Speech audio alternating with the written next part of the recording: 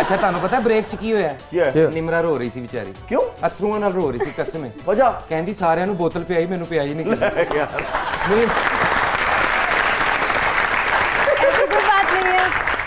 नहीं मैं बताता हूँ, वो रो रही थी, कह रही थी मैंने सना जी से सवाल करना है। क्यों रो रही थी निम्रा? नहीं, वो बहुत एक इम्पॉर्टेंट क्वेश्चन था जो मुझे क्या? सना जी से पूछना था कि आप अक्सर अपनी वर्कआउट की जो वीडियोस हैं सोशल मीडिया पे शेयर करती रहती हैं, लेकिन आपके हस्बैंड को कभी कोई वर्कआउट करते नहीं देखा गया। वो सिर्फ वॉक ही करते हैं या कुछ करते ही नहीं है? मतलब वो इंस्ट्रक्टर है मेरा।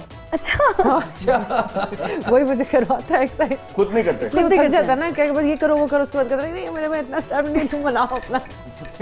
तो वो आपको सिखाते हैं? नहीं करता है, वो खुद भी करता है। ऐसे सवाल कहाँ से निकालती है? मतलब पूछना चाहते हैं ना कि मतलब हमेशा इनको देखा गया, उनके हस्बैंड को कभी नहीं देखा गया करते हुए। मतलब ये मैं जरूर उसको बोलूंगी, है ना, क्योंकि ये मेरा भी सवाल है उसके लिए। अच्छा सना ये बताइए कि आपकी पहली फिल्म जो थी संगम थी, सैयद नूर साहब ने डायरेक्ट किया। अगर हम आपसे ये पूछें कि आपको किसने दरियाफ्त किया, आपका कोलंबस कौन है, तो क्या कहेंगे? वैसे ये दिल आपका वो फिल्म से मेरा ब्रेक थ्रू बना, और Javed Shaikh is the man, and जो डायरेक्टर जिन्होंने आप कह लें कि मुझे एक री इंट्रोड्यूस कराया, और जो मेरा जहाँ से लोग ज़्यादा जानते हैं, संगम से मैंने स्टार्ट लिया, लेकिन मेरा ब्रेक थ्रू जो था ब्लॉकबस्टर फिल्म ये दिल आपका। जावेद शेख साहब हमारे मुल्क के बहुत बड़े सुपरस्टार, उनके लिए बहुत सी तालियां होनी चाहिए। अरे वाह वाह वाह।